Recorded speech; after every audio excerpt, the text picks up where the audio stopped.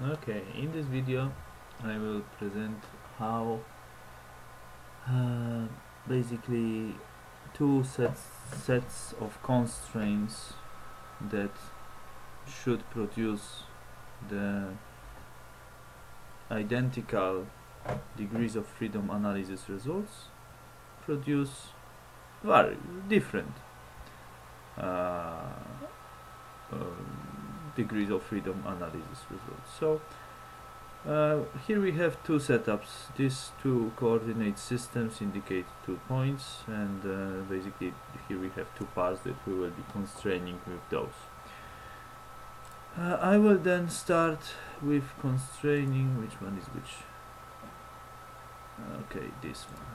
So first one with the first one and second one with the second. Second system.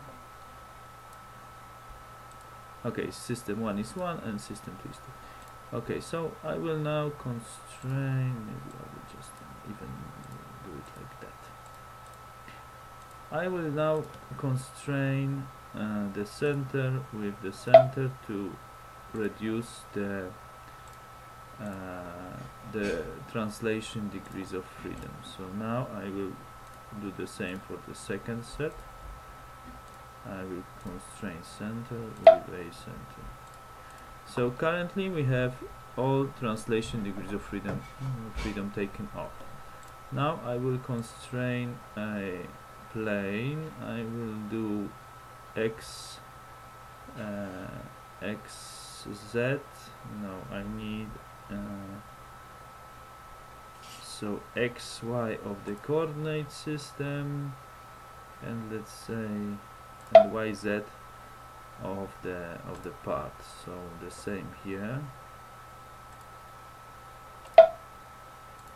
So currently we have the parts that can only rotate around the z-axis of local coordinate systems, or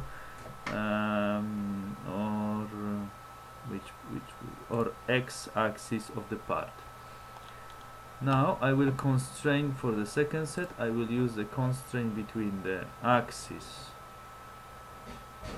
It doesn't matter which axis. I will select the coordinate system axis and I will constrain it with x-axis of the coordinate system with unidirectional mate.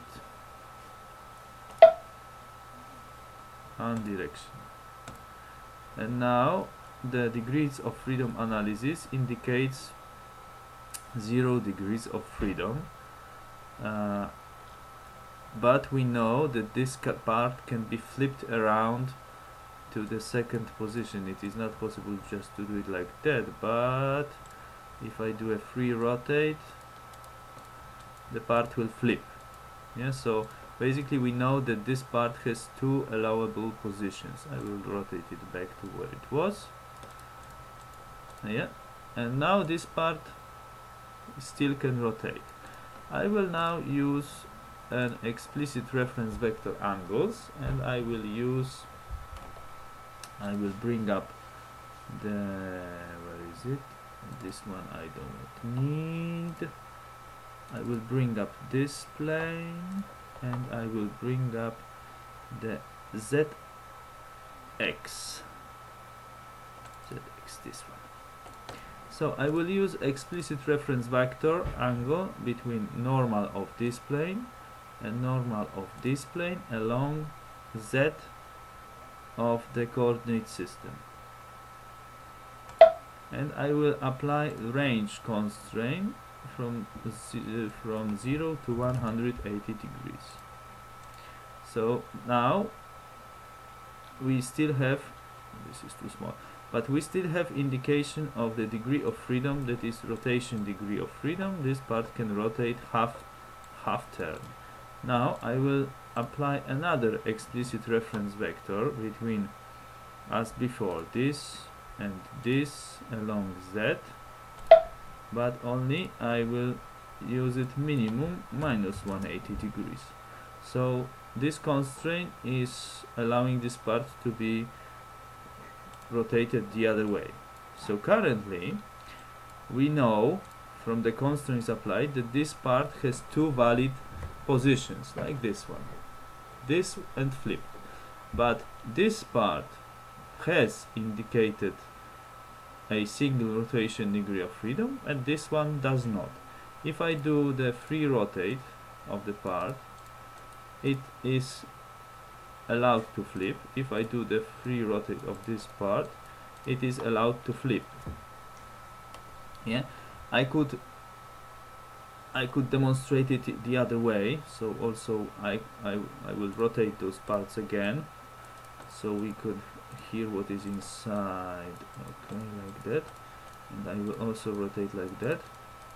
And now I will apply another explicit reference vector of this along Z, and I will set it to 0. The value is let's see, this is D30, and I will apply another reference vector angle between this and Z. Not this Z, this Z, and I will set it to D30. Now, those components now do not have any degrees of freedom, but if we only consider the constraint that was before, we can flip those. It didn't accept 18, but it accepts. So basically this demonstrates that these two components have two valid positions, because I cannot put anything except 0 and 180. If I delete this constraint, we have, where is the degree of freedom analysis? We have slight change, because now we see that this part lost its degree of freedom that it had just a second ago. So this is rather unexpected. I didn't expect that. Oh, this part is not even possible to flip. Oh, sorry, I have deleted the wrong. Oh no, yeah. Okay, it's fine. I have deleted one constraint and not the other. So this part, I will just get rid of the planes. Not outer size. I want outer size, but I do not want visibility. And also I do not want that. So we see that the set of constraints for the two sets of components that define relative position of those components exactly the same are different in terms of how the degrees of freedom analysis indicates the degrees of freedom. This part has properly indicated degrees of freedom because it can still be flipped around. So this is a degree of freedom. It is not totally free, but it can have various positions about rotation about this axis. And this part exactly the same. It has various valid positions around this axis, but it does not have it indicated as such. So basically this example shows how the degree of freedom analysis basically fails.